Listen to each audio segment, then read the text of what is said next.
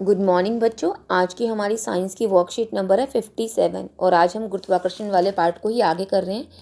आज हम पढ़ेंगे गुरुत्वीय बल के प्रभाव में वस्तुओं की गति। अगर एक भारी बॉल, लोहे की बॉल और एक प्लास्टिक के बॉल को गिराया जाए तो उनमें से कौन सी बॉल पृथ्वी पर पहले गिरेगी? अगर आसपास क्या हो, निर्वात, मतलब आसपास वायु ना हो तो ऐसे। इसको समझने के लिए हम छोटी सी वीडियो देख। यहाँ हमारे पास एक लोहे की हैवी बॉल है और पंख हैं जो कि बहुत हल्के हैं और आसपास क्या है, हवा है। जब इनको हम गिराते हैं तो हम ये देखेंगे कि कौन पहले गिरता है। देखते हैं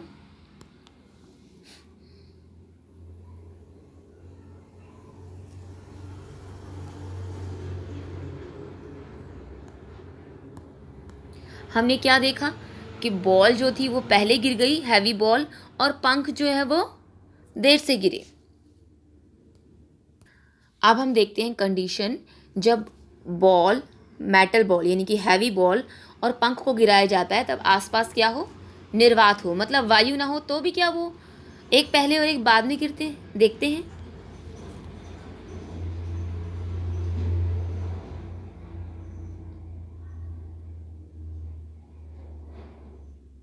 क्या देख रहे हैं हम कि दोनों जो है बिल्कुल सेम स्पीड से नीचे की तरफ आ रहे हैं।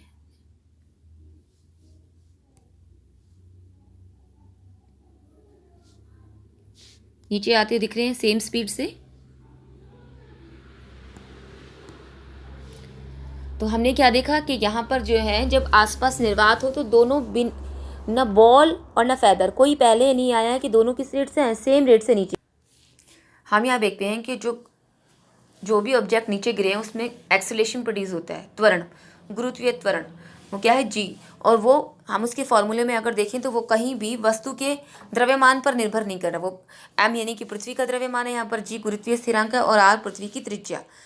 तो किसी भी ऑब्जेक्ट जो कि पृथ्वी की तरफ आ रहा है उसका जो त्वरण है वो उसके द्रव्यमान पर निर्भर नहीं करता। लेकिन जब उसको वायु में गिराया जाता है तो हम देखते हैं कि बॉल पहले गिरी थी और पंख बाद में।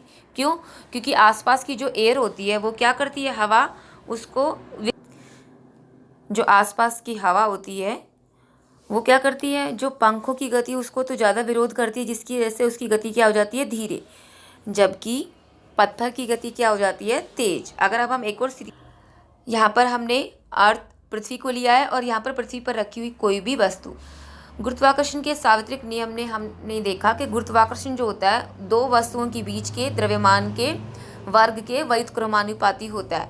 या दो वस्तुओं के बीच की दूरी होती है डी, पर क्योंकि दूसरे वस्तु को बहुत छोटी होती है पृथ्वी की तुलना में, इसलिए हम डी को पृथ्वी की त्रिज्या के बराबर ही मान लेते हैं, डी बराबर में आर। इसीलिए हम जी के फॉर्मूले में क्या लेते हैं, जी बराबर जी एम बटे में आर स्क्वायर। जब भी कोई वस्तु पृथ्वी की तरफ गिरती है तो उसमें जो भी त्वरण उत्पन्न होता है वो गुरुत्वाकर्षण के कारण होता है, इसलिए उसके त्वरण को हम ए को किससे दिखाते हैं, जी से, गुरुत्वीय त्वरण की वजह से। और क्योंकि जी का मान भी स्थिर होता है, एम का भी और पृथ्वी की त्रिज्या भी, इसलिए किसी भी वस्तु का मान पृथ्वी पर लगभग क्या होता है, स्थिर, 9.8 मीटर पर सेकेंड स्क्वायर। तो गति की जितनी भी समीकरण है उन सब में हम एक ही जगह क्या रख देते हैं, जी, क्योंकि जी भी क्या है, गुरुत्वीय त्वरण। तो ये तीनों इक्वेशन बन गई है, वी बराबर में you plus G T, S बराबर में U T plus half G T वर्ग, वी वर्ग माइनस यू वर्ग बराबर में 2GS। जब गुरुत्वाकर्षण बल हमेशा कहाँ काम करता है, नीचे की तरफ। जब किसी भी वस्तु को ऊपर की तरफ गिराया जाता है तो उसमें जो भी त्वरण उत्पन्न होता है वो गुरुत्वाकर्षण बल के विपरीत होता है, इसलिए उस गुरुत्वीय त्वरण को हम लेते हैं ऋणात्मक, नेगेटिव। और जब कोई वस्तु नीचे की तरफ गिरती है तो उसमें जो भी त्वरण उत्पन्न होता है वो गुरुत्वाकर्षण बल की दिशा में होता है, इसलिए हम उसको क्या लेते हैं, पॉजिटिव, यानी कि धनात्मक। हमारे वर्कशीट के क्वेश्चन भी इसमें कवर हो गए हैं कि अगर टुकड़े और लोहे की मोटी की कील को निर्वात में गिराया जाए तो कौन पहले गिरेगा। हमने पहले ही पढ़ा है कि निर्वात में जो होता है वो जी क्या होगा, समान होगा, और दोनों जो है वो एक साथ पृथ्वी पर गिरेंगे।